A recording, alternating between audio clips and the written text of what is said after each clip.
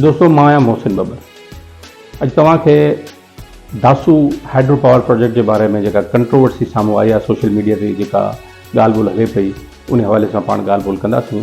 कुछ हक़ीक़तूं ऐं कुछ टेक्निकल मामला जेके मूं काफ़ी इंजीनियर्स सां ऐं माहिरनि सां ॻाल्हि ॿोल कई आहे उन हवाले सां तव्हांजे आॾो रखंदासीं ऐं तव्हांखे थोरो तफ़सील सां वीडियोज़ ऐं नक्शनि जी मदद सां सम्झाईंदासीं इहो प्रोजेक्ट आहे छा ऐं हिन जो सिंध खे फ़ाइदो या नुक़सानु कहिड़ो आहे। दासू प्रोजेक्ट के बारे में शुरू करण खां अॻु में तव्हां ही वीडियो ॾिसंदा हलो जेका हींअर हले पई तव्हांजी स्क्रीन ते।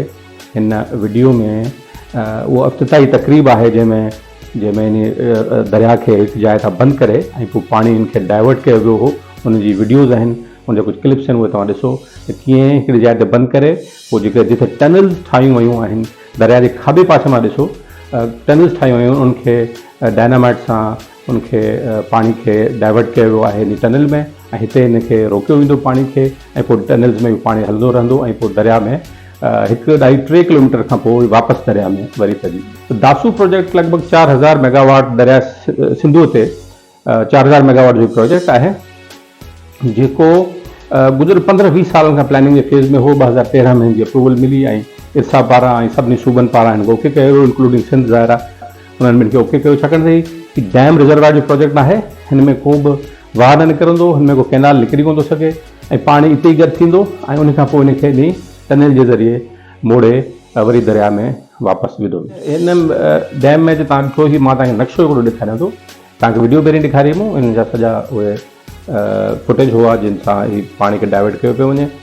हाणे तव्हां नक्शो ॾिसो, हिन नक्शे मां त ॾिसो जो स्टार्टर डैम आहे, हिन जाइ ते इहो पाणी दरिया खे हिते बंदि कयो आहे ऐं इतां खां पोइ तव्हां लेफ्ट साइड ते ॾिसंदो त 4 टनल हेठि वञी रहियूं आहिनि ऐं इन में ई पाणी खे डाइवर्ट कयो वियो आहे। इन नक्शे में तव्हां राइट साइड ते ॾिसंदो त फ्लशिंग टनल हिकिड़ी ठहियलु आहे जंहिंमें जॾहिं सेडिमेंट जेका मिटी वग़ैरह आहे हिते गॾु थींदी या पत्थर वॾा गॾु थींदा उहे इन टनल मां गुज़ारे वेंदा जेकॾहिं हिते गॾु थींदा। लेफ्ट साइड ते हिन जो पाणी जो सिलसिलो थींदो ऐं टनल मां गुज़रंदो ऐं टनल खां तव्हां अॻियां ॾिसो त इते हिकिड़ी जाइ ते पावर प्लांट लॻल आहे, टर्बाइन्स लॻल आहिनि। टर्बाइन्स इन पाणी इन टर्बाइन खे जॾहिं हलाईंदा त जनरेटर ते लॻे, टर्बाइन जे मथां जनरेटर लॻल हूंदा आहिनि। जनरेटर हलाईंदा ऐं जनरेटर पोइ बिजली घर खे बिजली ॾींदा ऐं पोइ सॼे पाकिस्तान में या जिते जिते ट्रांसमिशन लाइन आहे उते बिजली मिली। त हाणे त basically run of the river जेको प्रोजेक्ट हूंदो आहे उहो माना रन ऑफ द रिवर सां नाले सां ई तव्हां सम्झो त हलंदड़ दरिया ते प्रोजेक्ट आहे। माना दरिया खे को हुनजो फ्लो खे को नुक़सानु न पहुचंदो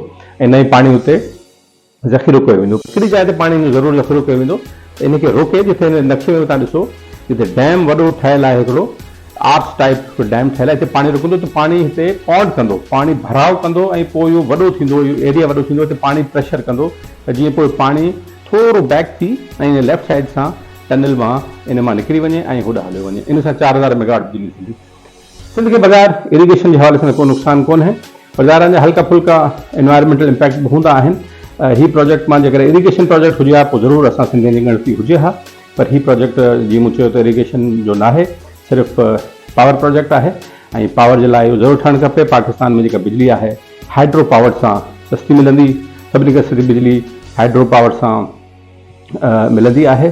तंहिंजे करे हिन प्रोजेक्ट में एज़ सच डायरेक्टली के नुक़सानु न आहिनि। हा, हिकिड़ी ॻाल्हि ज़रूरु आहे जेका मां आख़िर में कंदो वञा त ज़रूरु असांजा ख़दशा हमेशह रहिया आहिनि पंजाब जे हवाले सां, फेडरल गवर्नमेंट जे हवाले सां।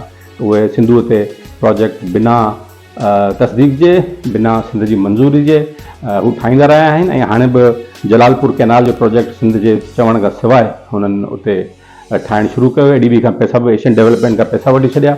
ग्रेटर थल कैनाल ते सिंध जो शदीद एतिराज़ आयो जंहिंखां पोइ उन प्रोजेक्ट खे रोकियो वियो। त इहे ज़रूरु ख़दशा आहिनि, इहे सभु हरकतूं थींदियूं रहंदियूं आहिनि। असांखे ज़रूरु हिन ते आवाज़ु उथारणु खपे। सोशल मीडिया ते ज़रूरु जेको रिएक्शन आयो आहे उहो बि मां उनखे बि हिकिड़े लिहाज़ सां पॉज़िटिव सम्झां थो, उहो बि ज़रूरु अचणु घुरिजे। पर बहितरु आहे त पहिरीं तस्दीक कजे इहो प्रोजेक्ट कीअं आहे, हिन बारे में छा असांजा ख़दशा आहिनि या छा असांजी सिंध जी ओवरऑल मजमूई तौर ते राय आहे, असांजी माहिरनि जी छा राय आहे। उन खां पोइ ज़रूरु हिन ते कैंपेन में हलाइजे ऐं असांजी सियासी हिकमत अमली बि जोड़िजे। अॼोके इन नोट मां मोहसिन बबर खे इजाज़त ॾींदा। सदाईं गॾु।